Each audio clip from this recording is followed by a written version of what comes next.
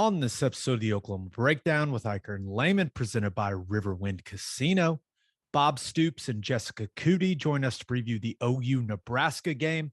Coach Stoops breaks down the matchup on the field, and Jessica gives us some insight on Nebraska's team and their mentality heading into this game. In the National College Football Roundup, we preview some of the best games in Week 3, including Alabama-Florida and Auburn-Penn State, and we finish up by giving you our winners and losers of the week. Please download and subscribe to the podcast, rate it 5 stars, and write us a good review. Follow the show on Twitter, Instagram, Facebook, and YouTube. Just search Oklahoma Breakdown on any of those, and you'll find us. All right. Our man Michael Hosty will kick this thing off. It's time for the Oklahoma Breakdown. It's a beautiful Thursday, September 16th, and you're listening to the Oklahoma Breakdown with Ikard and Lehman, presented by Riverwind Casino. Riverwind is Oklahoma City's premier casino experience, and your health and safety are Riverwind's #1 priorities. There are so many reasons why Riverwind is consistently voted OKC's #1 casino, but it all starts with their amazing variety of gaming thrills and excitement. Riverwind's beautiful award-winning environment plays host to more than 2,800 of the latest electronic games with a huge selection of table games, including blackjack, blackjack match, roulette, and Teddy's favorite, craps. No matter what your game, Riverwind has it in spades and hearts. And Fridays in September from 6 p.m. to midnight, you can win your share of $80,000 in cash and bonus play in Riverwind's $80,000 Blitz and Bucks promotion. Drawings are every 30 minutes. If you need help finding your way, just visit riverwind.com. Riverwind Casino, still the one. Also, not a bad spot to go after OU beats Nebraska. Just saying. Be a good spot. And that's typically where a lot of people do go. Yes. Now, we're recording this Wednesday night. Please leave us a 5-star review and a nice comment while you're at it. Okay. Big week. A first in the history of the podcast, Ted. We've got 2 interviews on this episode. First time we've ever done it. Let's see how it goes. We've got Bob Stoops. He'll be there for Big Noon Kickoff. And we've got Jessica Coody, who essentially does everything for Nebraska football, TV, radio. She's around the team constantly. So we get a couple different perspectives there. Yeah, it's going to be good to talk to Coody and get kind of the inside, what the team's feeling like leading up to this one. And obviously Coach Stoops has seen this one from a different side, coaching the thing from the sideline and now calling it, or at least leading up to it. That's pretty cool. So let's get to the OU football stuff. After we do birthday shout outs, Ted, the requests are rolling in. Love it. So first, happy 60th birthday to Gary Langford. You're the man, Gary. Happy 60th. 60's no big deal. It's the 40 that's the real problem, as we all know. You okay? I mean, it's coming. I'm doing okay. Your 40 is coming, man. Happy 30th birthday to Jared Beal. Hope you're enjoying NYC, Jared. Happy 30th. NYC on the 30th. That's awesome. And this is a first, Ted. Hunter Curtin asked for a birthday shout out for himself. So happy birthday, Hunter. Why not? We'll take the request. Happy birthday. I love that. Go Shoot ahead. Shoot your shot, Hunter. Go ahead and shoot it. Love it. You think I said his last name right? Curtin, K-R-K-I-R-T-O-N? I don't know what else it would be. Curtin? Curtin, right? It's got to be Curtin. Happy birthday, Hunter. Okay, OU stuff. Ted, you had your show with Toby Rowland, Lincoln Riley, and Bob Stoops also joined you this week. Anything that kind of stood out about what Lincoln said? Yeah, I think one of the things that he said, there was a comment, and I kind of have the same general feeling. He was talking about after the Tulane game, you know, we were all upset about the way that we played, and we have things that, you know, we had to fix. And then you play Western Carolina, and you know, you obviously 76-0. It's an absolute blowout. And he's like, we haven't fixed all of our problems. And the game that we played against Western Carolina is not what it looks like on the scoreboard. There's plenty of mistakes in the Western Carolina game as well. So he's like, if this team feels like all of a sudden, you know, we play a really good game, we play 4 quarters or whatever, that we've arrived and we don't have to prepare the same way and work on getting better week in, week out, then they're going to be disappointed. And I agree. I still feel like there's a lot of the same issues from week one that we feel better about, obviously, against Western Carolina, because it's a lot harder to find those, to see them. But we still have to answer those questions. Offensive line, some of the defensive line stuff, adjustments. We're going to get a ton of motions and shifts from Nebraska. So I think we still have to answer a lot of those same questions from week one against Tulane. Yeah. And this is going to be the most talented football team that they've played. I did Coach's Corner on Wednesday, and we had Jamar Cain and Cale Gundy on, and both of them said that. Like, don't be fooled by the lack of success that Nebraska has had. Like, they still have some talented players. For example, you look at their secondary, man. I was watching them earlier today. I mean, they've got size, they've got length. I mean, they look the part in the back end. Now, they don't cover particularly well, in my opinion, but they look the part. Like, they have physical size that is imposing. Like, it's going to be the best looking team that OU's played all season. I know it's a short season, but like, one thing that Cale said was that, man, Nebraska's got some players. Like, that this isn't like a bunch of scrubs are rolling into Norman. Now, maybe they haven't been able to put some things together as a team, right? And this is a team game, but like, there are some individuals that you're going to see on Saturday for the Cornhuskers, and you're going to be like, damn, that guy looks good. Yeah. No, one thing that you're going to notice is it is a gigantic football team. They are huge. Like, for instance, they're going to line up in some plays offensively where their right tackle is on the ball, 6'9", 350 pounds, and their tight end is going to be on the ball next to him, 6'9", 260 pounds. Like, we don't see that very often in this conference, guys that are that big. Now, do they play like that size? I don't know. Quite frankly, I think they're too tall and too big. But, the real worry is the defensive line. Can we move those guys off the ball? Because nose guard's a 330-plus pounder. The three techniques, 6'6", 310, 315. Big boys, really big boys. Yeah, I could see OU having some trouble moving Damian Daniels, number 93. Yeah. He is a stout man. He is a very, very big man. It's a bad combination whenever you've got big guys on the interior that are hard to move, but also like really good overhang guys, like their edge stand-up guys, the 2 and 3 deep, like their second team Sam Backer that plays quite a bit against some bigger personnel groupings. He's like 6'4", 260-pound long arm guy that's got a bunch of tackles for loss for them. So the running game is going to be critical. That's the thing to watch for me. If we can line up and push them off the ball, run the football, it's going to be a long day for Nebraska. But on the flip side, if we can't, they're going to have a chance to hang around. So you and I we've both been watching Nebraska's defense. And I've been thinking a lot about the style I think OU should play in this game, right? You would think that OU's got more speed, right, at the skill positions. But, dude, the more I watch it with the personnel they put on the field when their opponent goes big personnel, they take one of their best players off the field.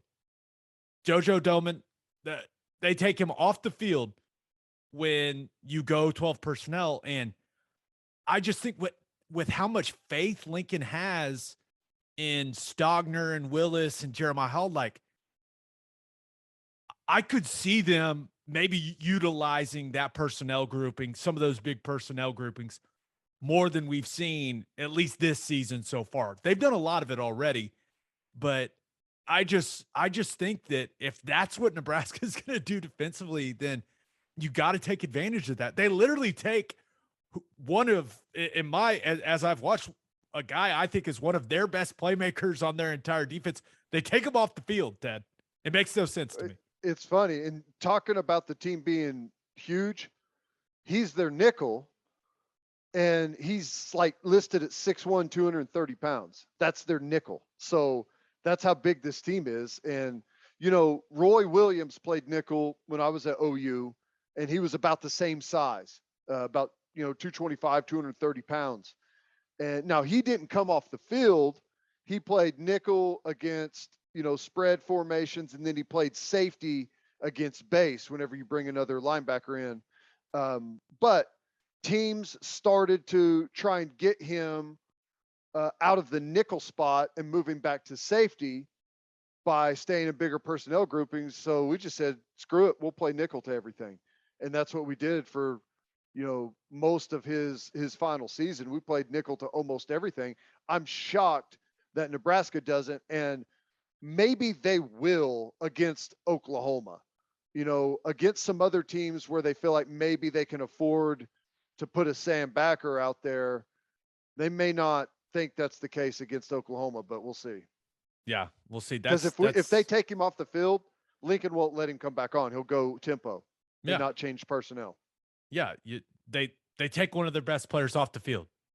I mean, it's just every time I watch, I'm like, what are they doing? Okay, this is an important note, Ted. So, Ethan Downs, we the other night when Toby and I were doing the huddle, we nicknamed him the Trash Man because he has been staying out after the games and picking up trash off the sideline. Great nickname. Not a great nickname in the eyes of his mother. Ethan Downs' father reached out to me and let me know that his mom, not a fan of the nickname. So the nickname didn't even last 24 hours. We will officially retire the Trash Man nickname. And I believe we're going to go with old school. So get your old school movie quotes ready. You're my boy, Blue. Probably shouldn't throw out. I thought we were just going to change it to, instead of Trash Man, go with Waste Management Guy. But that doesn't work either. No. I am. So his dad DM'd me, and then his mom just tweeted at me directly and was like, ditch it. No, yeah, like, no. I was like, okay, yes, ma'am. So that is that's dead. That's gone. Old school for Ethan Downs. Also, I like that. Jamar Kane let me know that he missed getting a game ball from Lincoln Riley in the locker room after the game because he was picking up trash on the sideline still. Such a good story. Well, that's what I text you about this. It's like, your coach is in there addressing your football team right now. You kind of should be in there for that. I get it. I understand, but let's go hear what coach has to say. And then maybe after that, if you feel compelled, maybe go pick up some of the trash after the coach, especially gives you a game ball. I can just picture that. Where's he at? Ethan, where's he at? Great play. Not in here, coach. That's great. So good.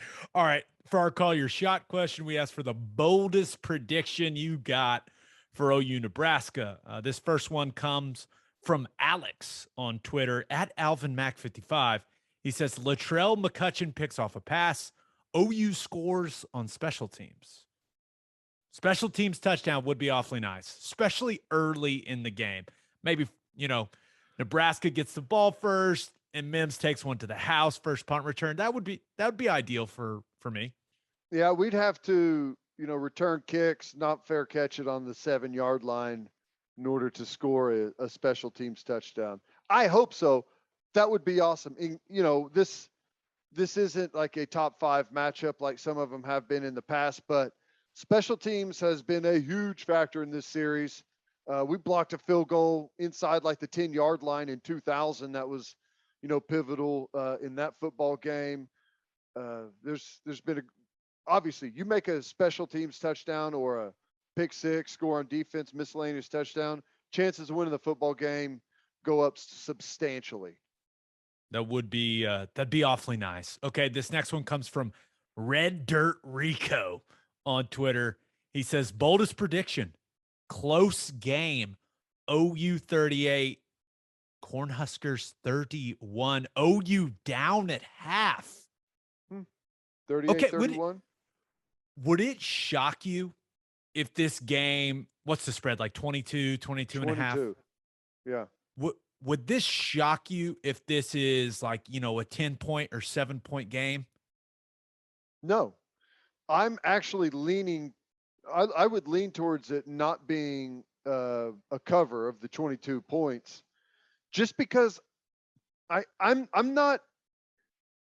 A lot of people are watched Western Carolina and are dismissing Tulane. I'm watching Tulane and dismissing Western Carolina.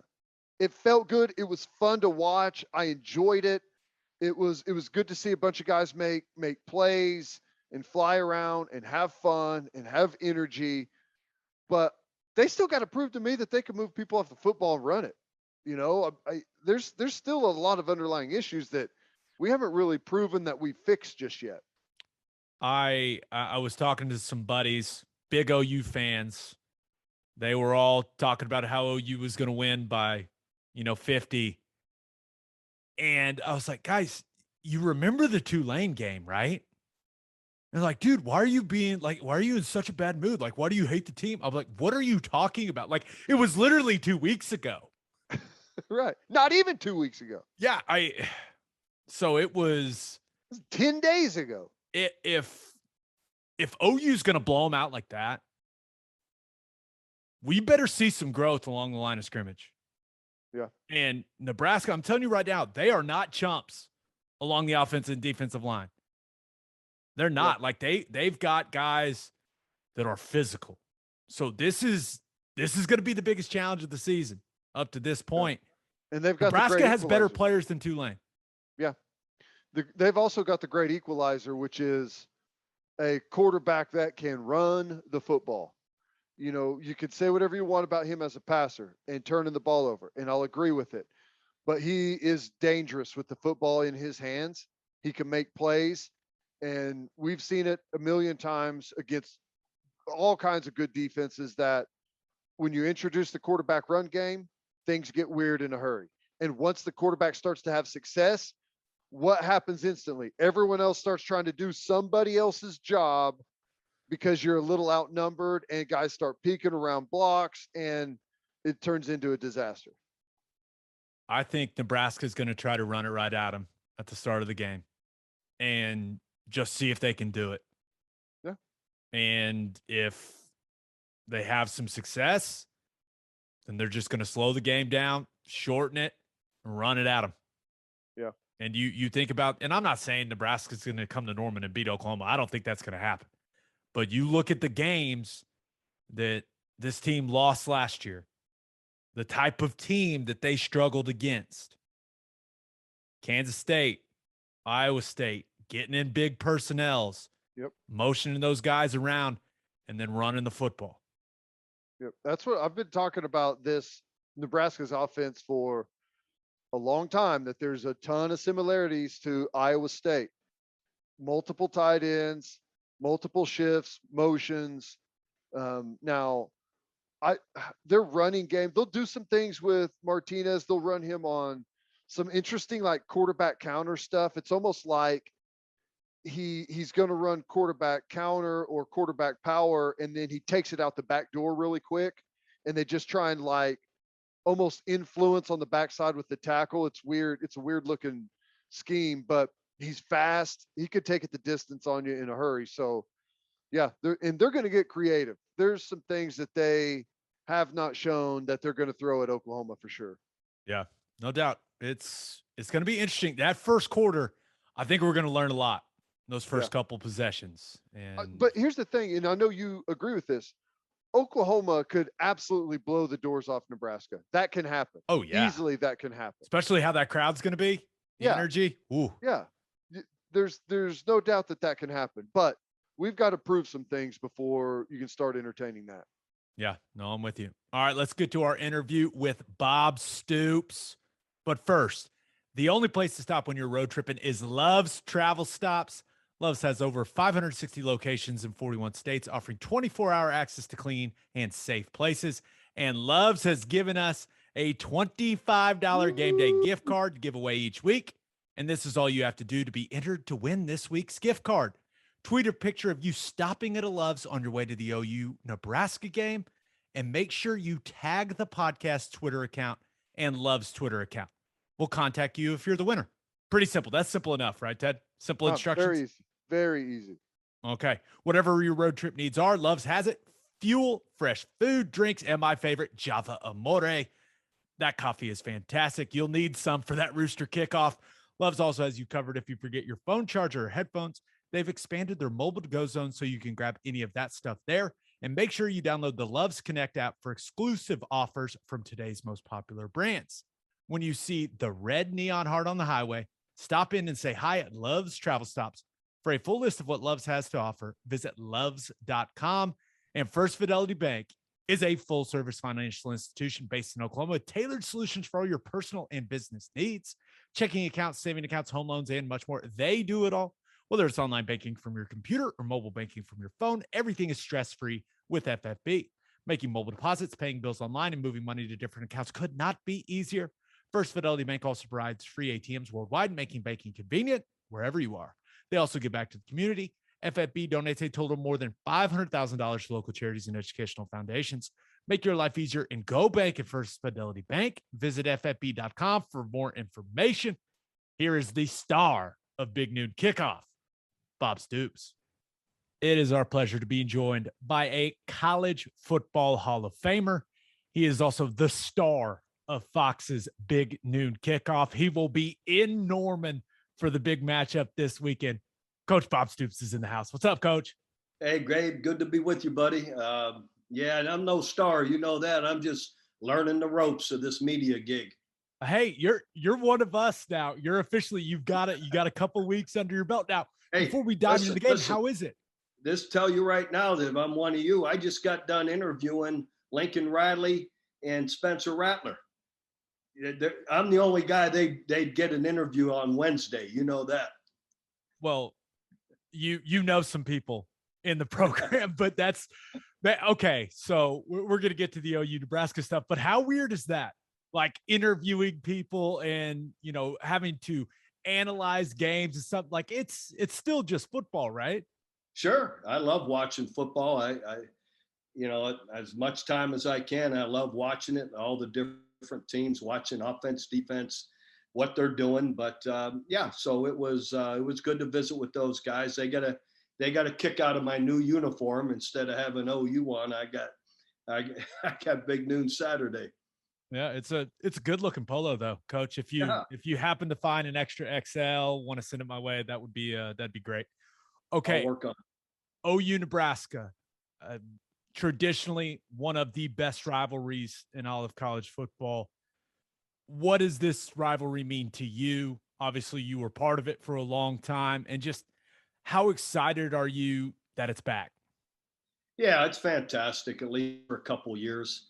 I grew up in Ohio, an Ohio kid in Northeast Ohio, loving to watch OU play Nebraska. You never missed it on Thanksgiving. Always two of the top 5 couple teams in the country. Exciting offense with that great, the wishbone that Coach Switzer put in, going against the black shirts. I was reading today that 71 game, OU averaged 472 yards rushing a game, and Nebraska only allowed 6 points a game by their by the black shirts. And then I read there's 27 of the guys on each team back and forth were NFL draft picks, and 17 of the 22 all Big 8 players came from both schools. So you talk about some great coaches and players on that sideline. It is really neat to read all about it. And yeah, I've read about it before, and I like to know our history, and it's just good to refresh your memory about everybody, though. Yeah, and Nebraska, not at the level that they once were, right? Even go back to the start of your tenure at Oklahoma. Everyone remembers that game in Norman in 2000. I was there. One of the craziest, if not the craziest game I've seen at OU. So like looking Yeah. back on your experiences, I know the history, going back to the 70s, and I can't wait to see how they celebrate the 50th anniversary, but going back to your experience, like what do you remember the most about playing Nebraska? Yeah, the great 2000 game was so special. We're thinking we're back. You're thinking we're back. We beat K-State, beaten Texas, but now you're dealing with the real big dog who's been number one in the country, Nebraska. And and you get down 14-0 right off the bat. And then I remember vividly calming everyone down to relax. Everybody's making too big a deal of this. And then we really caught our rhythm, both sides of the ball, defensively, offensively, go on a 31-0 run, to win the game. And remember leaving my office about 3 hours later after the game, 2.5 hours after the game. And everybody's driving, all the flags are out flying, the OU flags, and everybody's honking their horn like it was a parade, as well as everybody stormed the field. And it was really special. And then the other great ones, 2006, Paul Thompson in Kansas City leads us to a 21-7 win. And then the other one, 2010, really special. First one in the AT&T Stadium, the Big 12 championship game, two rivals.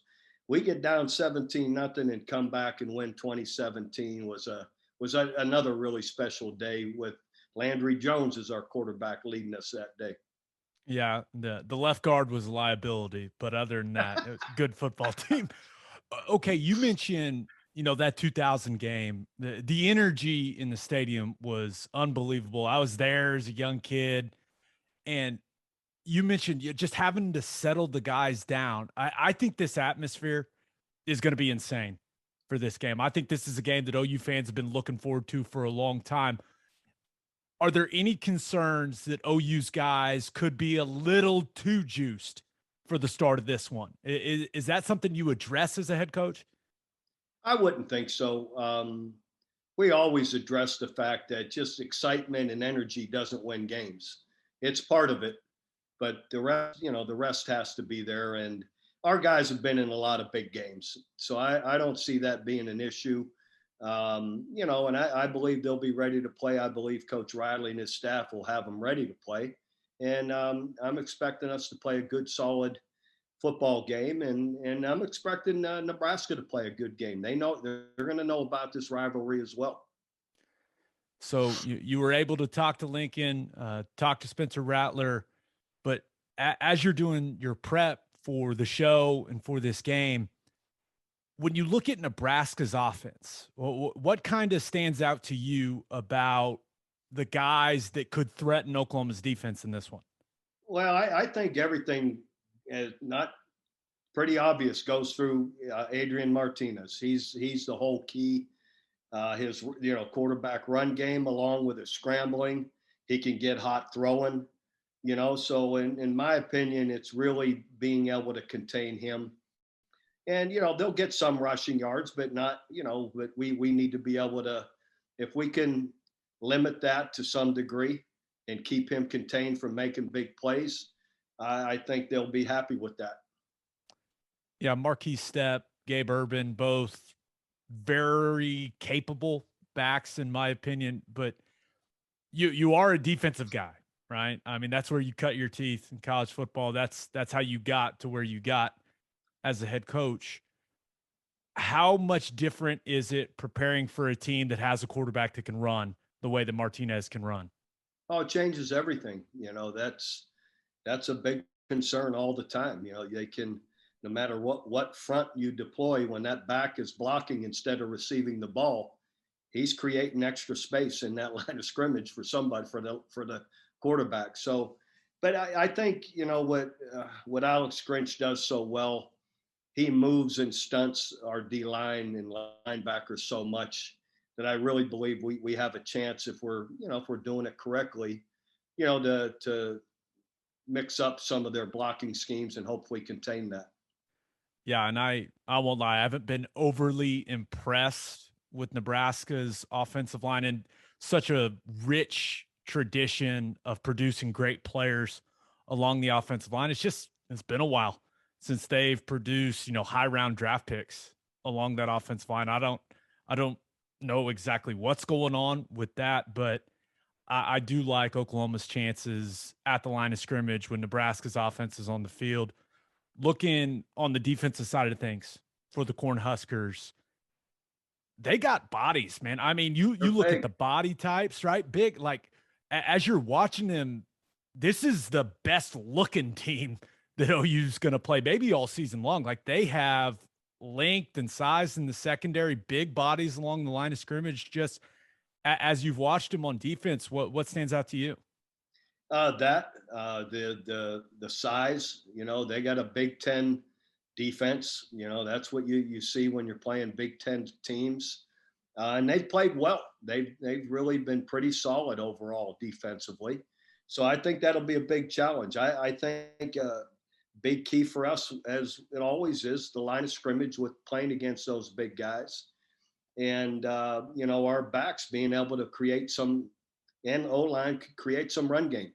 When we can run the football, in a decent way, we're hard to deal with because of off the run comes all different play action passes that Lincoln's so good at drawing up. I think that's going to be a big factor. Can we establish any kind of run game? Yeah. It's like the line of scrimmage still matters, Coach. How about always. that? It always has and always will. Okay, so Scott Frost, whatever term you want to use, on the hot seat, feeling the pressure. Season didn't start the way that they wanted to against Illinois. His tenure there at Nebraska certainly hasn't gone the way he's wanted it to go. I mean, you were in one of the highest pressure jobs in all of college football. Do you think Scott Frost views this as, I mean, he's got to view it as a huge opportunity, right, to get things going in the right direction at Nebraska? Absolutely. It's a huge opportunity to come in here and to play in great fashion. Would show everybody that we're, making the steps necessary to keep improving. So no doubt they'll be ready for this. And last one, I'll let you run. I know that you watch every snap of the OU games, with Drake on the field and now Isaac on the staff.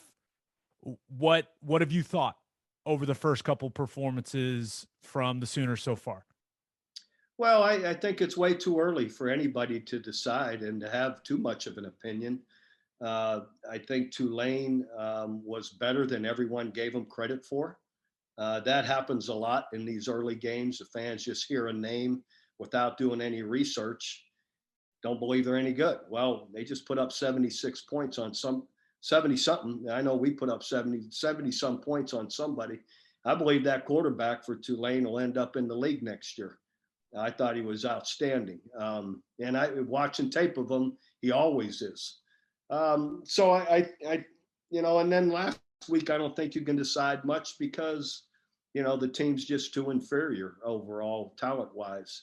So that doesn't tell you much. I believe we'll play a good game. I do strongly believe overall we've made strong defensive strides all through last year, and with so many guys back, that hasn't fallen off. I think it'll only keep improving. And I think we'll catch our rhythm on offense. The more Spencer, the more snaps he gets, the more experience on the field. He's still a young guy. So the more they're on the field, I believe the better they'll get. Do you know where you guys are setting up for Big Noon Kickoff? Do you know where the stage is going to be yet?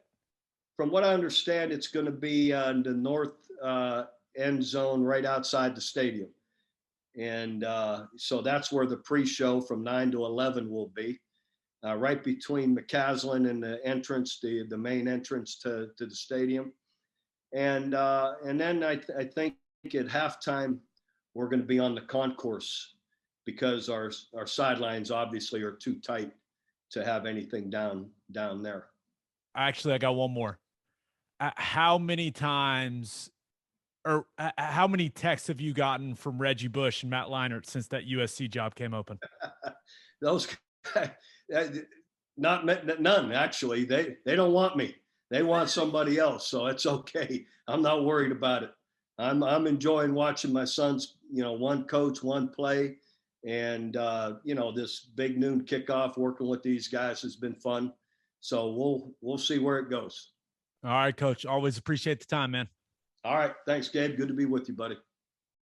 Pretty cool that Bob and Brady Quinn and Leinart and Reggie Bush they're going to be set up right next to us, Ted. We're going to be doing pregame radio. We start at 9. They start at 9. Our crowd may be a little bigger than theirs. So I hope they don't get too offended, but competing crowds. I love it. You and Plank are going to be just surrounded by people with signs and all kinds of stuff. Come to the OU pregame radio, not big noon kickoff. Yeah. I love Bob. Those come USC guys. Come on. If you want to hear the best OU content, I mean, come on. Should be easy. Yeah. Should be easy choice. It's an easy choice. Okay, we've got another interview. This one is with Jessica Coody. She is inside the Nebraska program. But before we get to her, do you own a business? If you do, you need Insurica in your life. Insurica is one of the country's largest insurance brokers with 30 offices throughout Oklahoma, Texas, and the Southwest. Insurica is able to customize programs by accessing the latest information from many insurance carriers. They compare and contrast coverage offerings and pricing in order to design a cost-effective, comprehensive program to meet your business's specific needs. Insurica's clients become best-in-class businesses by working with Insurica's team of advisors to manage risk. Purchasing insurance is only one way to protect your business. Best-in-class businesses win by avoiding a loss in the first place. If your business partners with Insurica, you'll save huge amounts of money and take back control of your total cost of risk. I'm an Insurica client, and you should be too. If your business wants to be best in class, connect with Insurica at insurica.com. That's INSURICA.com. And guys, it's still warm outside, and you know what that means. It's hard seltzer season, baby. And there's only one hard seltzer that we drink on this podcast, and that is Sonic Hard Seltzer from Coupe Ale Works. It's perfect for any occasion. We drink it by the pool, at the lake, and at the tailgate. You can buy 12 packs of the iconic Sonic drive-in flavors like cherry limeade and ocean water, or you can grab a citrus variety pack or a tropical variety pack. Find it at your local grocery store, convenience store, and liquor stores. Perfect for tailgating before OU-Nebraska. Nice morning beverage. It's going to be great. I know that Coody told us, or well, I guess I shouldn't say that. She's about to tell us. I just butchered that. Little podcast magic. It's coming. Sorry about that. Maybe they're enjoying Sonic Seltzers up there as well. There we go. All right, here she is. Here's Jessica Coody. It is our pleasure to be joined by a woman that essentially does everything when it comes to media for Nebraska athletics. She's a bit of a traitor because she used to do it for OU, but it's okay. It's okay. We still love you, Cood. What up? Hey, so it took me moving to Nebraska for you guys to get me on this podcast. I was one of your first and most loyal listeners, and I had to leave for you guys to get me to come on here. I thought about doing this on the field here in Lincoln, but I thought Teddy might appreciate that, but it's dark, so I'm in my apartment. Yeah, I'm glad. I don't want to remember that. That's bad. It's like all these great games that everyone keeps talking about, and it's like, yeah, well, I lost the main game that I played against Nebraska, so that wasn't a great one. Brutal. Gabe, you never played here, right? I never played in Lincoln, so my red shirt was 09. Was that what? I forget. What did Landry throw? 5 interceptions in that game. I was not in Lincoln for that one. I was watching that one at home. So I only played Nebraska once, and it was in the 2010 Big 12 championship. 1-0, baby, with a ring to show for it. It was awesome. Oh, I keep saying, because a lot of these kids don't know what the rivalry is about, but they're going to know on Saturday, because there are going to be a lot of fans, I think, coming from Lincoln and all across the country for both fan bases, that it's going to be loud when that thing kicks off. And they're going to realize just how much this game means to a lot of people, even if the players themselves might not understand it. Yeah, it's definitely, when you look at the history of college football, it's one of the best rivalries, in my opinion. But Coody, kind of some weird energy around the Nebraska program right now. Now you're around that program every single day. what's kind of the mentality, the mood around Nebraska football right now? Because that Illinois loss to start the year, I mean, people were just all over them, us included. But how is it going around Lincoln these days for Nebraska football? Well, it's good because they've won back-to-back games, 2 games in a row, which hadn't happened in a while. And, I think there was a lot of players that, took advantage of that 6th year, that COVID year, to be able to come back because they wanted to make a bowl game. They wanted to kind of change the tide. They wanted to win some games. And so immediately after that Illinois game, because there was so much put on that, there was so much pressure on that. And we kept having to remind people, hey, this is one game. There's a long season, ahead. And yes, while you want to come out and you want to win that game, and then the way that they lost it, again, self-imposed mistakes, which has been a problem for this program in the past, but, you can't the season isn't over because you lost that first game out of the gate. You still got a long season ahead. And so, for the players and the program and the coaches, they put that loss behind them. As much as the fan base and college football world want to continue to talk about it, it's been put in the rearview mirror for these players. They're moving on. They know they have a huge opportunity ahead. Again, whatever people want to say for these players, you guys have, well, I don't know, you might not have been in games where you were not the huge underdog, but, they know that nobody's really giving them a chance, but we see it every single week. How many times do we see upsets happen? They know that there's a huge opportunity ahead of them. And so they're moving forward, not thinking about Illinois. Illinois is long gone by now when it comes to the players and the coaches. Yeah, they've played 3 games, which is a bit of an edge. But okay, so go all the way back to the spring, whenever the news kind of floated out that Nebraska is reportedly trying to get out of the game. And there was like a big blow up. Nebraska fans were upset with that. Oklahoma fans were laughing at that. Like a lot of people in college football were like, what in the world? And then so it was a big deal, and then it died off. Well, then recently it kind of surfaced again whenever they had I considered them hit pieces out on Scott Frost with some of the different things that, the investigations and everything, and tried to pin that on him. Is that something that's come up again now that we're actually in the game week? And has Frost had to address that either with the media, or did he ever have to address that with his players to explain maybe what exactly went on there? Not that it's come out. I mean, he's been asked about it, not this week, because, when that report came out, he was asked about it, but, he had kind of explained it as we were supposed to be in Ireland to play Illinois. It was supposed to be Illinois. We're supposed to play Northwestern next year in Ireland. And so the way that, again, because of the change and having to fly over there and the adjustments, there was a built-in kind of bye week early that they didn't want. So that's kind of how he explained it, was trying to adjust the schedule where you didn't have that big off week after you play the first game against Illinois, which they ended up shuffling the schedule, but that's kind of how he explained it. I don't think he's had to, address it with the players. And again, the players, I just sat down with Samori Toure, who's the breakout wide receiver transferred from Montana. And he said, this is why I came to Nebraska, to play in a game like this. And so for the players, they're kind of approaching it like, hey, this is going to be an awesome atmosphere, a huge matchup, a huge opportunity against a top 5 program. And Samori wants to show that he's trying to get to the NFL. He wants to show that he can do it against, some of an Oklahoma defense, some of those defensive backs. So, yeah, I don't think it's been addressed. I think, again, you guys know as players, you just kind of move on, and now it's at the task at hand, and they're excited about this opportunity this week. Looking at Nebraska's offense, I feel like the only chance they got is if Adrian Martinez plays one of the best games he's ever played.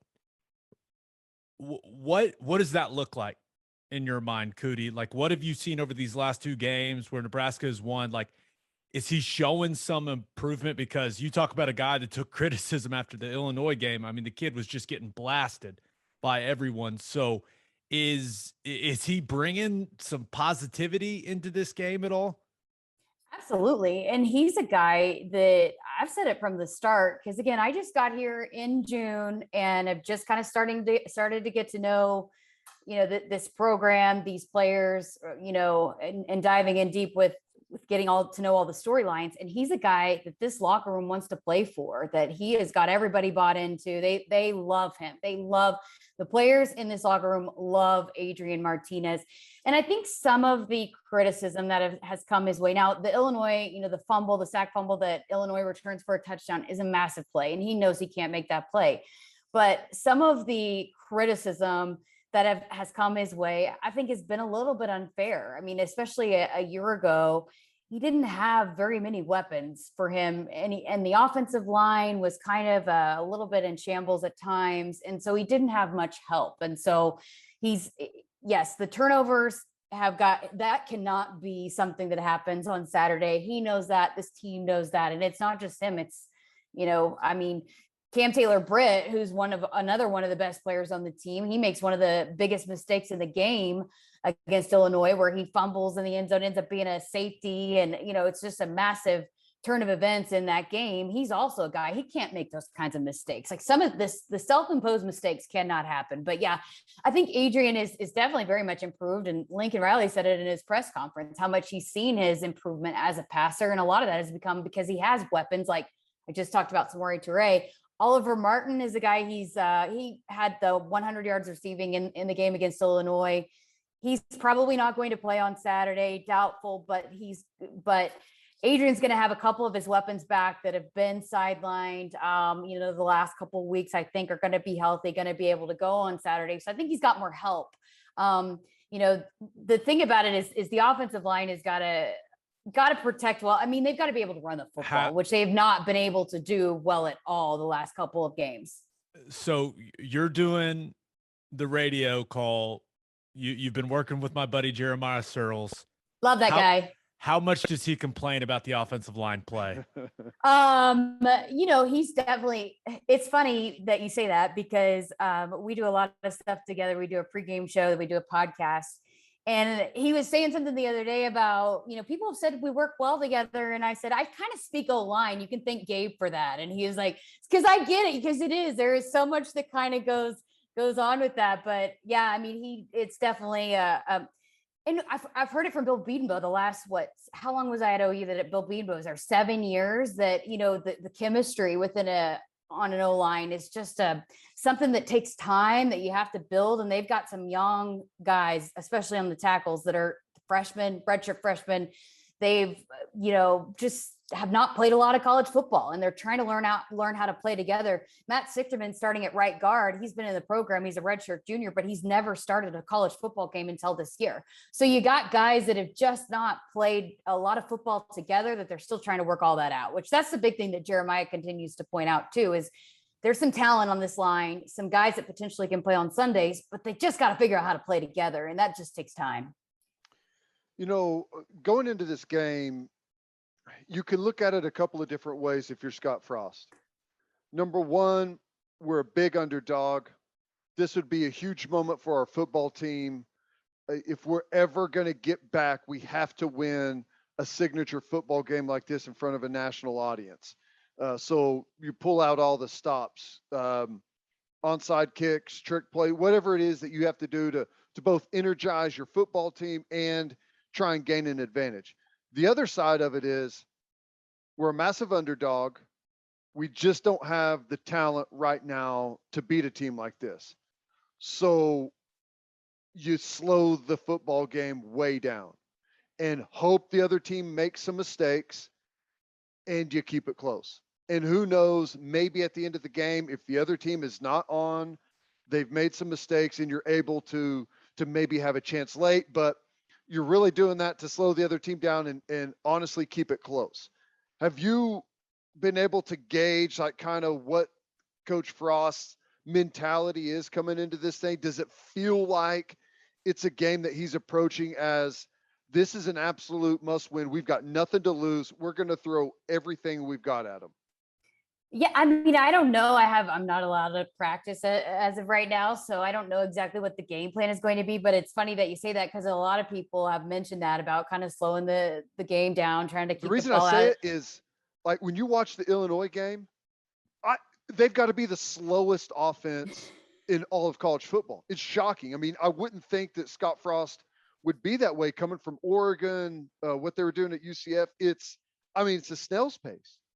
Yeah, and I think there has been a little bit more tempo, but again, it was against Fordham and Buffalo. But yeah, I mean, I think a lot of people have thrown that out there. I mean, slow the ball down, slow the game down, try to keep it out of the Oklahoma offensive hands. But the messaging hasn't been, hey, we cannot win this football game. We just gotta, do our best. That's not been the message by any means. And I think again, you see anything can happen or you don't play the game. So I think that's kind of the approach. I think they're going to probably try to pull out all the stops and try to win this football game. And so, I think, again, getting some of those weapons back that have been hurt, they've got a tight end they're hoping to have back. And the defense has played pretty solid. I mean, so, as far as what the game plan is going to be, I don't think they're going into this like, hey, we've got no shot of winning this game. Let's just try to keep it out of Oklahoma's hands. I don't necessarily think that's how they're approaching this game. I think, for the most part,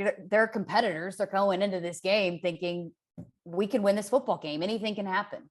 But yeah, I mean, I definitely think you got to look at the talent, and I'm not sitting here drinking the Kool-Aid saying that Nebraska is going to upset the world, but as competitors, as athletes, you don't go into any game, I don't think thinking, oh, we got no shot to win this game. Let's just do what we can to keep it close. You mentioned that defense and the way they're playing. Obviously, a very rich tradition on the defensive side of the ball when it comes to Nebraska football. Who are the difference makers, in your opinion, for that defense? And like who could make game-changing type plays for them on Saturday? They've got a few guys, and the depth on the defensive line has been huge. I mean, they're 2 and 3 deep. It's a defensive coordinator, Eric Chenander, said it at every spot on the defensive line, and they're hopefully going to get Casey Rogers back this week, which he's been a guy that's played a lot of football for them, that they're really excited about some of the things that he can do and kind of, disrupt some things and maybe get to the quarterback a little bit more. So getting him back will be huge. So they're really deep on the defensive line, and have, run a number of guys in there. Damian Daniels at nose tackle has been really, really good for them. But JoJo Doman kind of moves around. It's kind of a jack of all trades back there, plays a lot of different roles. They take him off the field entirely too much. He's one of the best players on the defense. They take him off the field when the other team goes big personnel. It makes no sense. It's been driving me insane. Especially whenever he's 230. He's not like a typical nickel that's like an extra corner. It makes me want to yell at the screen as I watch it. I don't know what they're doing. It's confusing. I mean, they won't do that against Oklahoma. I don't think so either. Because if they they'll get him off the field and go big personnel, and they won't let him come back on. They'll just go up tempo on him. So yeah, I wouldn't think they do it anyways. JoJo Doman might be a guy that can make some big plays. And then Cam Taylor-Britt, I talked about him earlier. He plays corner, and this is a game that he's been really excited about, because obviously people know Oklahoma has a lot of talent at wide receiver, and as much hate as he's gotten for some of the decisions he's made in the special teams, he's been playing really well at corner. So I think he's a guy too, given an opportunity, he could make a couple big plays as well. I like Luke Reimer, 28, inside backer. He's your kind of guy, Teddy. He shows up, man. He flies to the football. He's a pretty good player. Yeah, he's a walk-on. He's a walk-on guy that kind of earned his spot. The team loves him. Saw him last week. He's Big Ten Defensive Player of the Week, had 16 tackles, his first career interception. He plays really, really hard. Garrett Nelson plays really, really hard too. So, but yeah, Luke Reimer, I should have mentioned him because he's your kind of guy. No, he's a good player. He really is. He's got some good speed, smart, athletic. The key for the defense for me for Nebraska is, and this is really the matchup for me to watch, Gabe, is this is by far the biggest defensive line we will face all year long. They're really big. Mm-hmm. And I don't know. Can we push them off the ball? We've struggled running the football against good defenses. And if we can't run the ball, then all of a sudden things open up. Now, if we can, that's whenever Nebraska is going to be in some serious trouble. So that's kind of the thing to watch for me.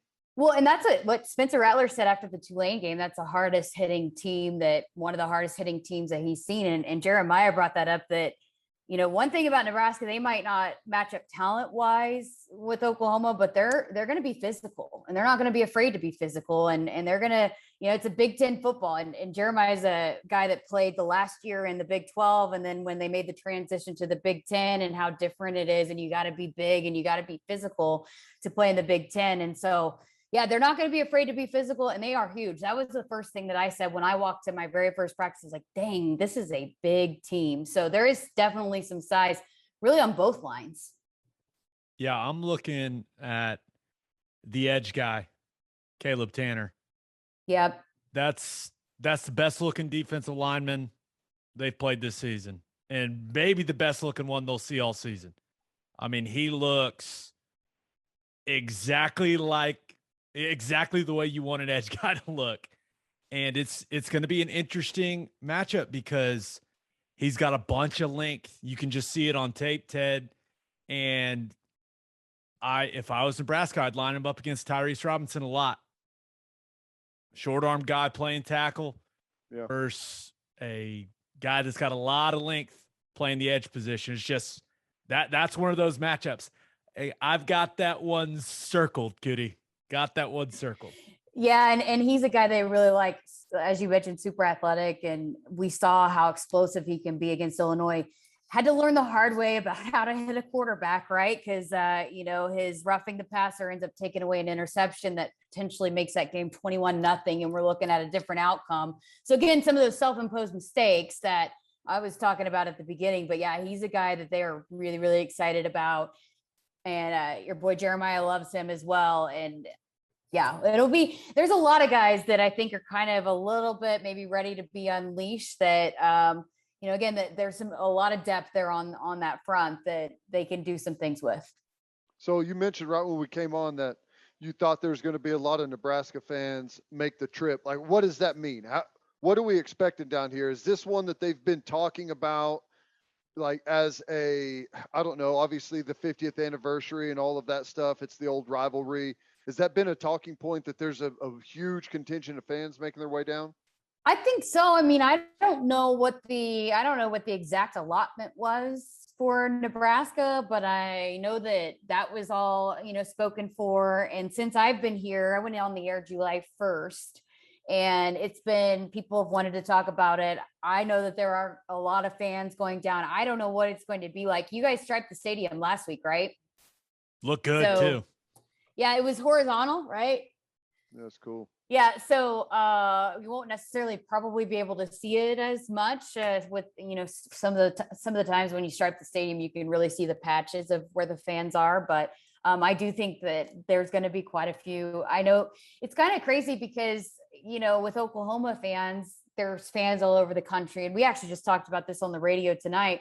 A lot of these lifelong fans for both of these programs have been fans because they were really the only team that was on television back in the day, And so there's fans from all over the country that have been fans of these programs for so long, that have been so excited about this matchup that, I think and you heard Lincoln say it in his press conferences, there's something different about this one. Oklahoma plays a lot of marquee non-conference games year in and year out, but there's something that feels a little bit different about this one. And I think, as much as the players might not have completely understand the tradition, there are a lot of fans. And I don't know what the number will be, but I do know at Illinois, there was a big chunk of Nebraska fans, which Illinois didn't sell out at all.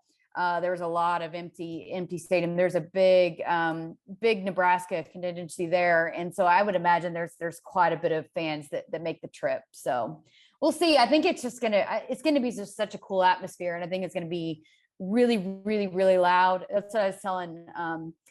I did an interview with Samori Toure today, and I said, it's going to be really, really loud when that thing gets kicked off. I mean, there is no doubt about it. So I think it means a lot to both fan bases, and certainly Nebraska. I've had a lot of people ask where to go eat. And which I'm like, that kind of stresses me out because me, I don't eat a lot of meat. Chick-fil-A. Just tell them Chick-fil-A, make it easy. Okay. Have you heard of this place called Sonic? Yeah, Sonic. We have Sonics here. Well, good. There you go. Brahms? So they'll be They have familiar Brahms? with it. Brahms? No Brahms. No Brahms. There you go. Send in the Brahms. Yeah. I said the All right. Mont. Yeah, that's the way to go. Which, by the way, I don't know if you know this since you've left. The Mont can now give swirls to go. What? All the time. Oh, yeah. So they're handing out Like, is it swirls in left like a and right. pitcher or a cup or what? Like a plastic, just like a plastic vessel. Yeah, and New it's got thing like here in the States. It's got to be sealed on the top, but yeah, you can take them to go. Wow. That's amazing. Big time for Oklahoma. Thanks See So to now, what so now you happens when can you leave? just, yeah. So I guess now instead of having to wait in line at the Mont, you can just get your swirls to go and take them to the tailgate. That's what I need to be telling people. That's right. Exactly. There you go. Well, And Fletcher's Coody, corn dogs. I know. I mean, It's a we're different living right, world. baby. Living right. Oh, it's All funny. right. Oh, it's always fun catching up. We miss you. Let me know if you need me to bring you some OU gear so you can change into it when the game gets out of hand. Okay. I'll be good. We'll see you guys on the sideline. See you, Coody. Thanks. Hey, Coody. Thanks for having me on. Finally. Always good catching up with our girl, Jessica Coody. Do you think she had it's a different shade of red? Do you think she was like, okay, I can keep all this stuff and they won't notice, or? Yeah, that's a good question. You'd hate to ditch your whole wardrobe because of just a little bit of a shade darker for OU. Because of a Pantone issue? No, that's interesting. I don't know. She's probably getting a hard time up there, calling her, traitor or whatever. She's selling their secrets back to OU. But no, it's going to be fun to see her back and down on the sidelines and making the rounds. Good stuff. I thought what she said about the attitude of that team, it's interesting. I mean, doesn't sound like a team that's down in the dumps coming to this football game. So Sooners better be ready. Here's the thing, man. Everyone's going to give Oklahoma their best shot of the year. They know that the scouts are going to be pouring over the film whenever they're looking at OU guys. And if you're out there whipping an OU guy, it's going to get noticed. So everyone takes this game serious and wants to play their best, no doubt. Yeah. All right. Let's get to the National College Football Roundup. But first, new sponsor alert. And if you are a whiskey or bourbon drinker, stop what you are doing. Head to your favorite liquor store and buy some Balcones products. You got to grab some of Balcones lineage single malt whiskey. It was just voted one of the top 20 whiskeys in the world by Whiskey Advocate, and you'll be shocked by how affordable it is. Also, you got to snag some of Balcones baby blue corn whiskey. It's made from blue corn. That's the fancy corn. And that's why it has won more than 25 awards. Last but certainly not least, you got to buy some of Balcones pot still bourbon. It's big flavors. Make it the perfect bourbon to drink year round. It's better than Jack. I've tried it. In 2012, Balcones single malt won the Best in Glass competition, beating brands like Johnny Walker and Macallan, and became the first American distillery to win the competition. This stuff is the real deal, people. If you love great whiskey and bourbon at a great price, then Balcones products are the only way to go. The whiskey may be made in Texas, but the owners are from Oklahoma. To find a liquor store that has it, visit balconesdistilling.com and make sure you send your kids to Bishop McGinnis Catholic High School. Bishop McGinnis has a long tradition of educational excellence. With a 12-to-1 student-to-teacher ratio, no student is overlooked. Bishop McGinnis's college prep curriculum offers 22 AP courses. There are numerous clubs and organizations for students to join, and as a proud member of the OSSAA, there are 14 sports offered. If you want to provide the best possible educational and spiritual development for your children, contact Bishop McGinnis Catholic High School or visit bmchs.org.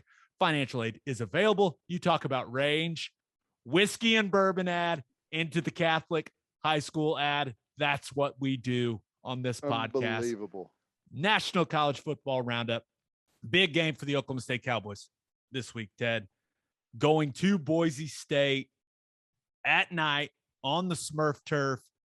And, dude, I think Oklahoma State's defense will hold up. I think they'll hold up. I think Hank Bachmeier's a good player, an experienced player. And that offense has some weapons, but I think Oklahoma State can keep their offense in check.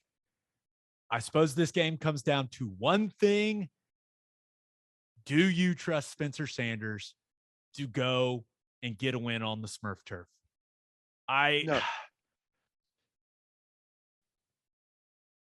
No, I don't trust it. I think that not only do I not trust it, I think Boise State may win the football game going away.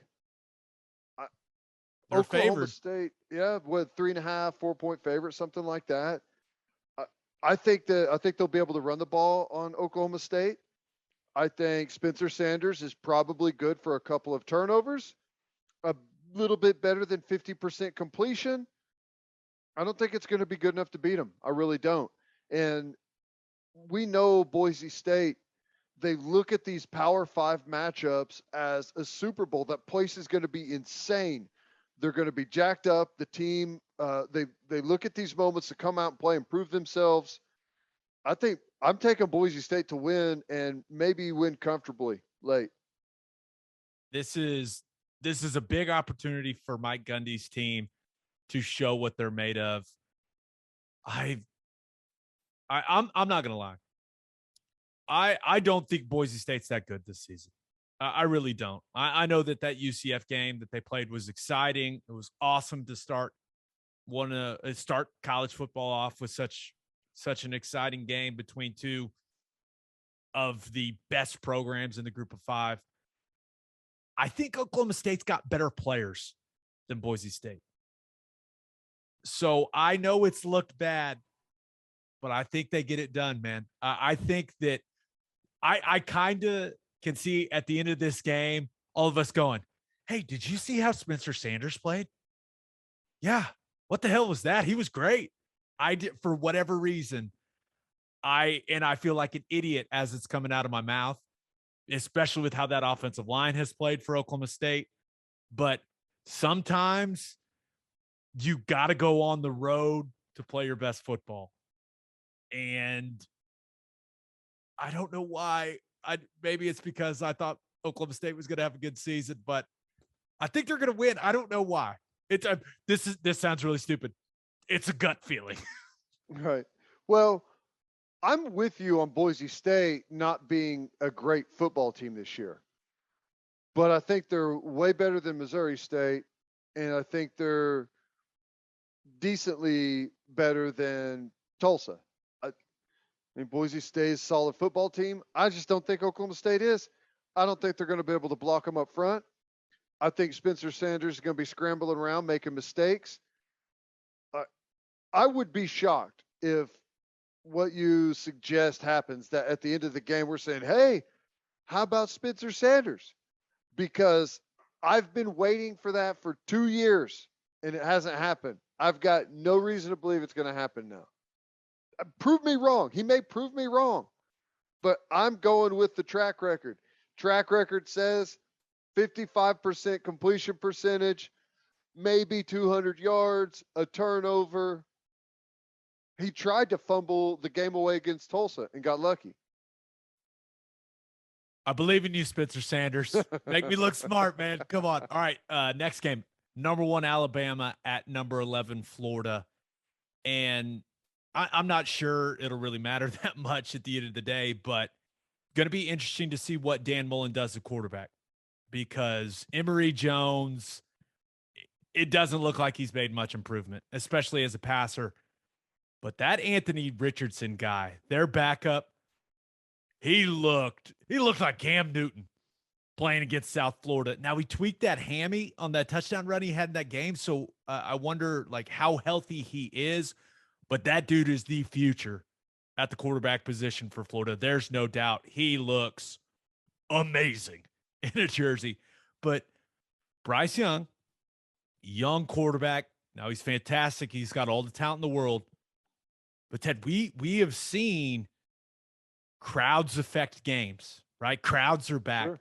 And the Swamp is going to be rocking for this one. It's going to be a hostile environment for Bryce Young. I think he'll be fine. I think Bama wins the game. Now with Will Anderson, their stud defensive lineman being banged up, he got hurt against Mercer, which I mean, I hope he can go in this game, but I could see this game, we're headed to the fourth quarter. It's a 1-score game. Everyone's starting to pay a little more attention. Like, this is a tough spot for Bama. No, I agree. I like Bryce Young. He's looked amazing so far, but what we haven't seen yet is how does he react with a little bit of adversity? What happens if Florida makes a couple of plays on him and now all of a sudden you're looking up at the clock and it's the fourth quarter and maybe you're down 3. How does he respond? I think the one thing about the game that is worrisome for Florida is playing 2 quarterbacks. I just don't know how that prep goes. I don't know how the mentality of those 2 players goes. Sometimes the team may be sitting there. You've seen this before, Gabe, where it's like, why are we playing 2 quarterbacks? It's clear who the best guy is. Now, I don't know what their locker room is saying on that one, but that can be decisive whenever you're playing 2 guys playing favorites. So that's the thing that really upsets me, or not upsets me, but makes me think that Florida is, kind of playing with fire here. I think it's close early. I think Alabama ends up making some big plays late and separates themselves. But I want to see the story of this one. To me, is how's Bryce Young respond to the environment, as you put it there, and some adversity. If Florida makes some plays, because Florida will make plays. They got some good players on that team. How does he respond? Yeah, that's it. I'm hoping we get a good one in that one. Okay, another big game. Number 22, Auburn at number 10, Penn State. A lot of rumors. James Franklin to USC. You got that floating around, but it's the whiteout in Happy Valley. Awesome. One of the coolest scenes in all of college football, one of the coolest scenes in all of sports. College game day will be there. And we really don't know much about Auburn because they've played Akron and Alabama State. So I guess the big question in this one, Ted, is if Penn State can shut down Auburn's rushing attack. Tank Bigsby is a hell of a back, and Bo Nix can run. So I think that's the biggest question. Can they slow down what Auburn wants to do with that rushing attack? And even though he's looked better so far this season, if Bo Nix has to win the game, right? If they can't run it and he has to win the game throwing the football, I love Penn State's chances. Yeah. Love their chances. Even though I think he's improved his mechanics. I think he looks better in the pocket. But this is a huge game for Sean Clifford, Penn State's quarterback. I could see both teams struggling to run the football, especially Penn State. Auburn they got talent on defense, and maybe this one comes down to if Jahan Dotson can make a big play in the passing game against that talented secondary for the Tigers. But it should be a fun one. It's gonna be another awesome environment. No, the environment's gonna be insane. Auburn plays in some big time games down in the SEC, obviously, but I don't know if Auburn's made a trip up there before or not, but especially it's been 2 years essentially for most people to see some of these environments. Like, that place is going to look crazy to Auburn football players. And there's going to be a little bit of being enamored with the situation and looking around. And, if you find yourself in a tough football game late, that could end up being the difference. But I honestly don't think Penn State's going to be able to stop Auburn running the football. I like what they do a lot. Creative, throw a bunch of different looks at you. They're good at it. Numbers bear that out. And you're right. They haven't really played anyone, but man, it's a really good attack. I like Auburn. I really don't even know how good Auburn is, but I think they go in and get that.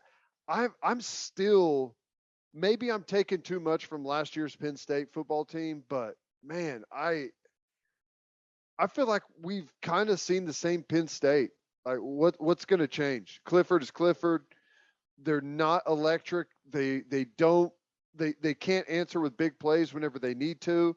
And I think Auburn's going to be a big play football team up there. I feel like you just don't trust Sean Clifford, and that is perfectly understandable. I don't.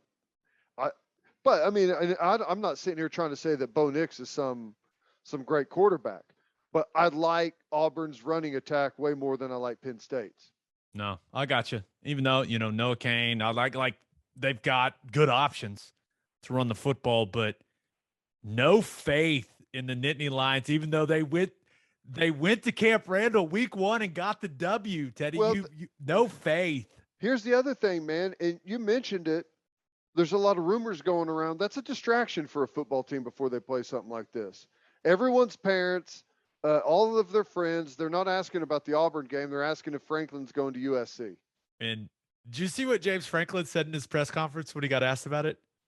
He was like, I'm gonna talk to my leadership council about this. It was like, what are you talking about? Why don't you just say no? That like I'm not interested. I'm focused on my team. And maybe he did say that stuff, but the clip I heard, I was like, wait, what in the world is he talking about? So, which, for the record, that would be a god awful hire for USC, in my opinion. Oh, we'll get to that. It's in my losers. Number 19, last game, number 19, Arizona State. Arizona State's up to number 19 at number 23, BYU. Like, I saw this game because when I picked the games that we're going to talk about in this part of the podcast, I'm like, okay, we got to talk about the ranked matchups. And I saw this one and I was like, wait, both of these teams are ranked. This does not feel like a top 25 game. Once you get outside of like number 13 or maybe 15, it's like, we're just going to throw teams in. We don't know who's any good or who's, we're just going to throw a number next to a team. It's certainly interesting, but looking at this one, I thought BYU looked solid against Utah, right? I mean, they really controlled that football game, that running game with Tyler Algier. He's a good player, man. He's a big physical back. Jaron Hall has looked good so far. I feel like he's making good decisions with the football at the quarterback position for the Cougars, and he adds a lot to the run game. Like, he's got some serious athleticism. So this is going to be a fun one to watch when you factor in what Jaron Hall can do and then what Jaden Daniels can do at quarterback for Arizona State. Like, I'm expecting this one to be a lot of fun. So Arizona State's got some skill talent. Maybe they out-athlete BYU in this game, but it's a weird matchup, but like I'm weirdly excited about it. Yeah. I haven't seen Arizona State yet this year, but BYU, I like their rushing attack, and that carries over from a year ago. I thought, maybe losing their quarterback, struggle a little bit, but they've kept that running game going, which I really like. Yeah, here's the thing with Arizona State. Why cheat if you can't win games like this, right? That's the reason you cheat to begin with, to win top 25 matchups. So go get it done, Herm. That's a good point. Also, 9:15 p.m. Central kickoff. Ooh. Let's get weird. Oof. We'll be home. Is it what? Oklahoma State's like at 8:15, right? Yeah, I think something it's like 8. That? And someone else in the Big 12 has a 9 o'clock. Who is it? Got some late kicks. We've got an Iowa State's got a 9:30 that's the p.m. game, Central kickoff in the desert against UNLV. Ooh. Oh my gosh, those Iowa State fans are gonna be. Those people need a drink right now, and they are going to be wasted in Vegas. Yeah, that's a dangerous combination. Everyone had that planned. They thought they were going to be out there celebrating after the Iowa game. Depression setting in. That is at the Raiders. I just looked it up. It's at the Raiders Stadium, so That's it's at awesome. Allegiant. That'll be cool. I think OU should do that. I would very much enjoy OU going and beating up on UNLV and all of us getting to make that trip. I don't care who. We should play like USC or Oregon there. I don't care who it is. We could play UNLV. That's fine. If you're playing in Vegas and you're not at Sam Boyd Stadium out there in the heat and you're in the air conditioning in the dome, I am down for that. the strip just within walking distance. Awesome. Ooh. Before we go down That's this where the rabbit national hole, championship should be. I don't know why it's in Indy. Forget that. Should be playing that thing in Vegas every year. would not be shocked if it ends up being that way. Okay, before we go down a Vegas rabbit hole, let's do winners and losers of the week. But first, are you unhappy with the surface around your pool? Are you not pleased with your patio? Soft Rock specializes in installing safe rubber surfacing for pools, patios, gym floors, and outdoor spaces. Soft Rock's rubber safety surfacing provides a long-lasting surface that is impact and slip resistant, fully customizable, and virtually indestructible. Local business owners Heidi and Cody Clark are avid OU fans that are driven to help you with all of your pool and patio surfacing needs. Visit softrock.com/OKC. That's SOFTROC.com/OKC for more information. The Clarks also own The Driveway Company. The Driveway Company has tailored solutions to eliminate all your driveway problems. They can repair cracks, clean and seal your rotting grass-filled joints to prevent water damage, ultimately saving you thousands of dollars in future repairs. Visit thedrivewaycompany.com/OKC for all of your driveway repair needs. Learn more about Soft Rock and the Driveway Company by visiting their Facebook and Instagram pages or by calling 405-294-9834. As always, Ted, kick us off. Who do you have as your winner of the week? I think the winner of the week has to be all of the grown men out there that, like myself, still have the 7th grade sense of humor. And you found out this week that Nick Saban likes Deez Nuts jokes. It's got to be the funniest thing I've ever heard, because you can't find another guy on the planet that you would think it's like the total opposite, right? For Nick Saban. And somehow, which the funniest thing about this is someone had to introduce him to the joke somehow. Like, hey, coach, you know who we should hand the ball to down on the goal line? Who? Deez Nuts. Like, someone had to do that to Saban to start things off, right? That's the funniest part about it. Did you see what Jordan Battle said? Like, did you see his media availability? I did. Here's Pretty the good. quote: touch D's or suck on D's. Yeah, I was like, that's that's taking it to the extreme. They right asked there. Jordan Battle about his favorite Nick Saban coaching saying, and that was his response: touch Suck on D's D's. or suck on D's. I mean, that's Everyone was like, wait, Nick Saban, the head football coach, is that who you're talking about right now? Isn't that like the funniest visual ever? I can't imagine, like, he's so serious all the time and he's such a grinder, and then all of a sudden he drops a D's Nuts joke on you. You've got to just like howl laughing if you're one of those players. Like, you talk about a joke landing, bro. Oh my gosh. And you know he has to set it up hard, like he's all pissed off and mad about something, you know, and has everyone like in a really tense, like everyone's like, oh my God, he's on one today. And then he hits you with one of those. It has to be fantastic. It's so funny. Oh. When I heard that, I was like, it works so good because it's the last person on the planet you would ever expect that from. So good. All right. Who do you have as your loser of the week? It's the easiest loser I've ever had to pick. It's Lou Holtz and it's Notre Dame. Did you see this? Lou Holtz and Notre Dame have licensed the play like a champion today phrase. Now, that's a stolen phrase from the University of Oklahoma. They stole that from OU.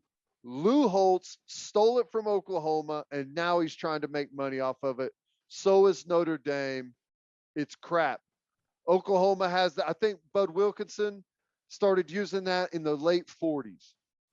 I believe he started, I used to know this. I'm pretty sure it was like 1947.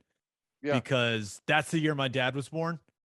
And I remember thinking like, oh, I'll never forget that. You know, year my dad Yeah. was born, and that's when Bud Wilkinson started hanging the sign for, everyone knows that's an OU thing, right? They stole it. They put it in that stupid Rudy movie. That's okay? what it is. Everyone's And they seen Rudy. slap it in the Rudy's movie, but the sign wasn't even there whenever Rudy played. Lou Holtz hadn't coached there yet.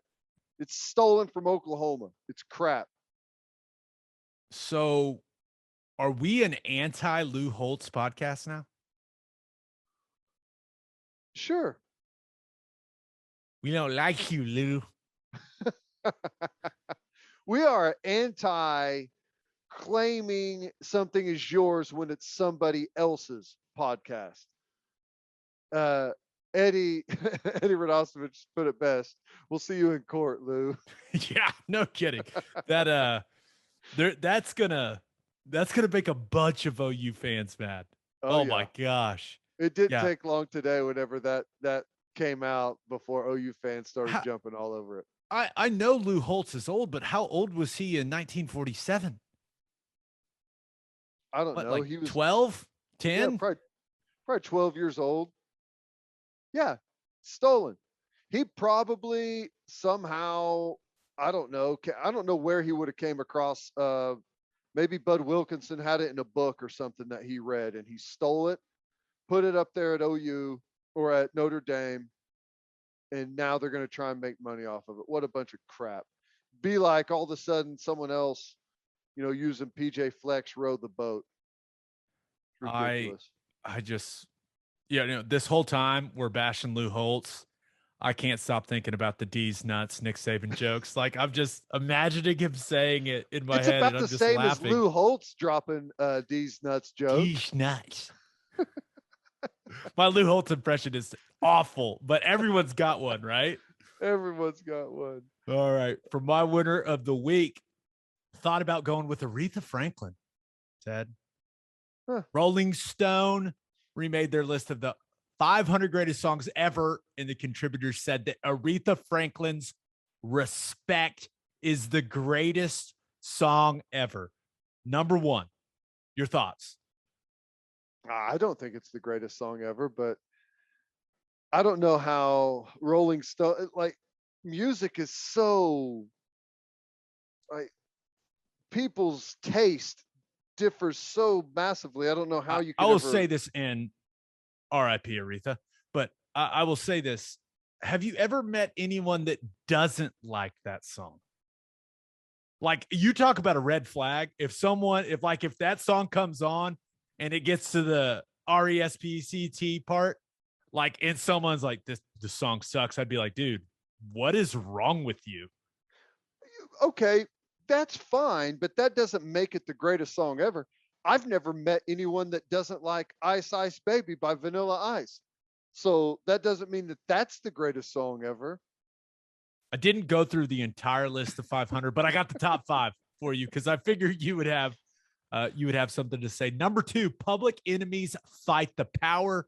Number 3, Sam Cooke's A Change Is Gonna Come. That is a great song. Number 4, Bob Dylan's Like a Rolling Stone. And number 5 is right up your alley, I'm assuming, Nirvana's Smell Like Teen Spirit. I like that song from Nirvana, but it's not, I don't even think it's their best song.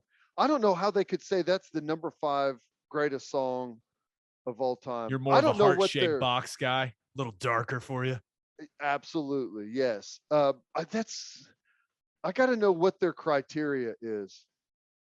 I don't know. Go dive. Yeah, they explain how they selected and all that. I was like, that's a lot of reading. I'm not going to explain all that. What do you think is the greatest song ever? So that's a great question. Like, the greatest song or the song I enjoy the most? Because Bill Withers' Lovely Day may put me in a better mood than any other song. Really? I don't know. Like, you listen to that as your morning gets going, after you listen to this podcast, of course. And I don't know, it just puts me in a good mood. I would go some Kings of Leon just because they're my favorite band. And, there's a lot of connections there. So I would probably go one of theirs. They're like my favorite song. there is actually a correct answer to the question, what is the greatest song ever? And it is Lateralis by Tool.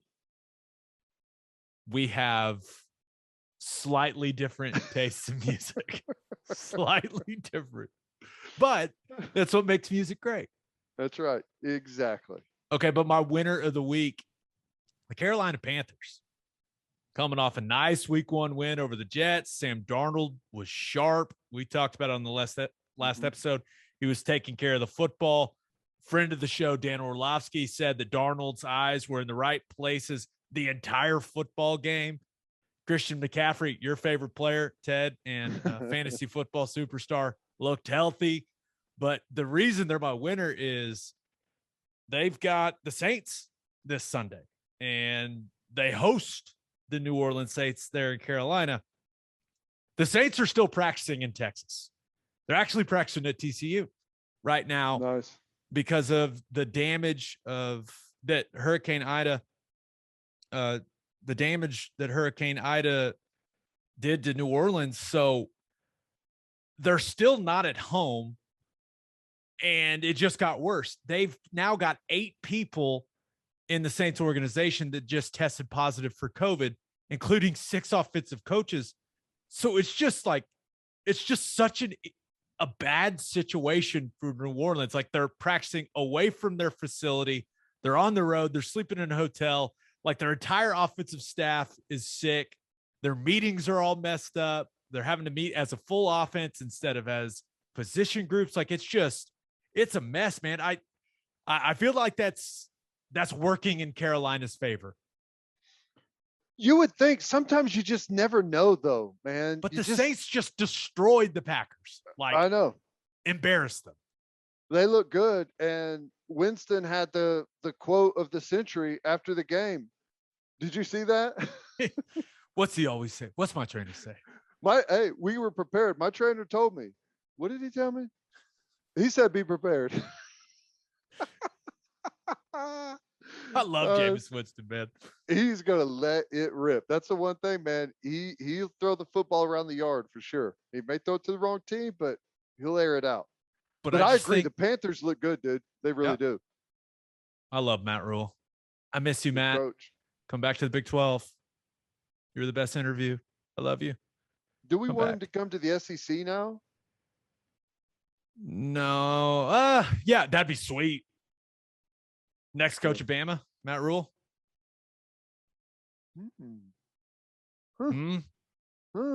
Not crazy. That's not crazy. All right. Is he psycho enough? He may be too nice for that job. No, I've seen a bit of the psycho side on the sideline. Yeah. Good. He's got just the right amount of psycho for you, Ted. Nice. Okay, my loser of the week. Thought about going with anyone that thought the NFL was dying. You look at, if you had that take in the last couple of years, right? Oh, the numbers, no one's watching.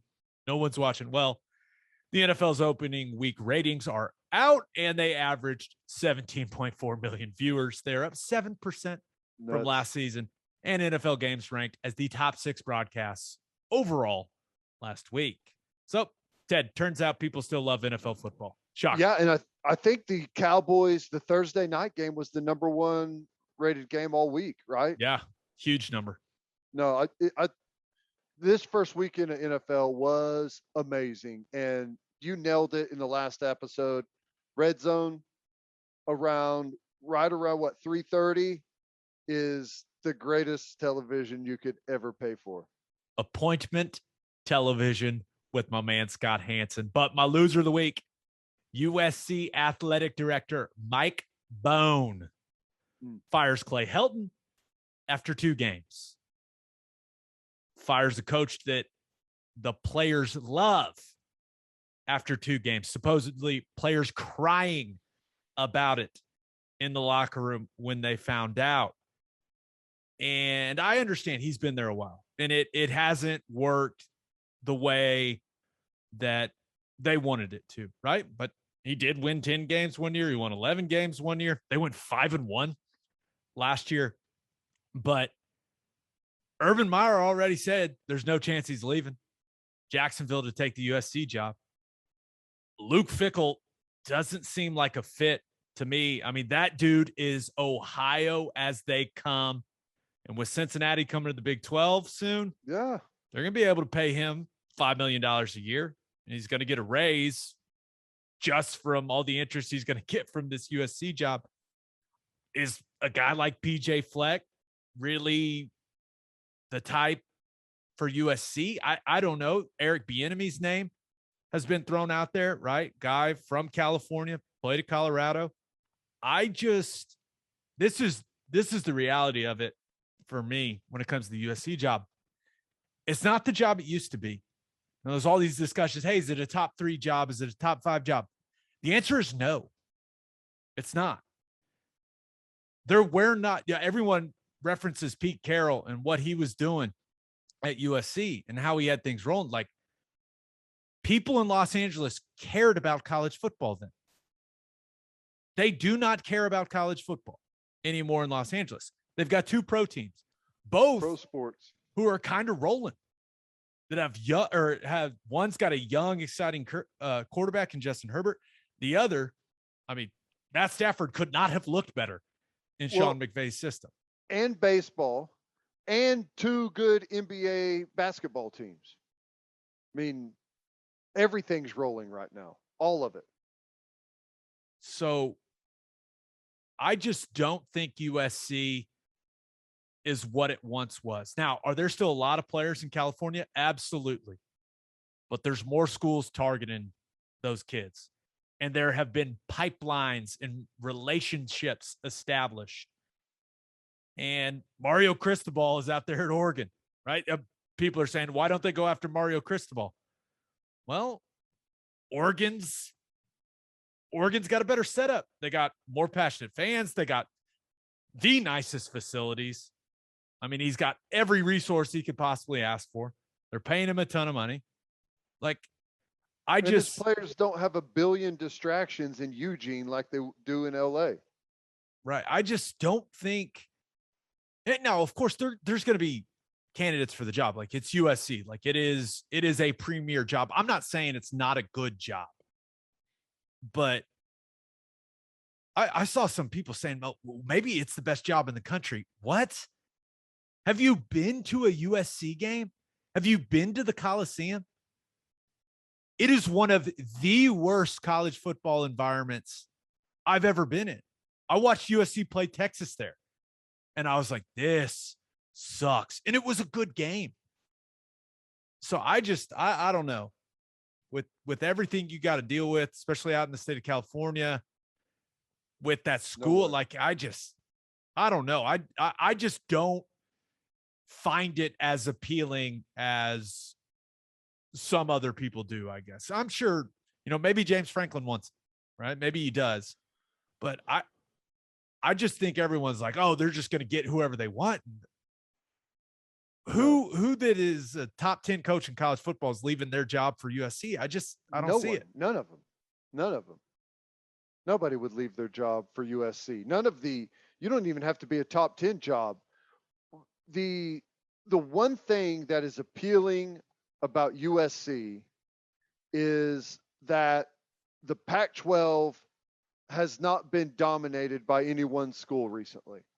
Like, if you're a top coach and now, like Texas, like in the Big 12, now I know they're in the SEC, we're going to the SEC now, but the fact that Oklahoma's dominated the conference makes that Texas job not as good, or, any ACC game because of Clemson. You have to go in there and compete with that.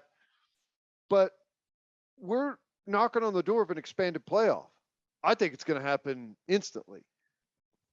Why, like Fickell, why leave to go to USC whenever you've got things rolling in Cincinnati?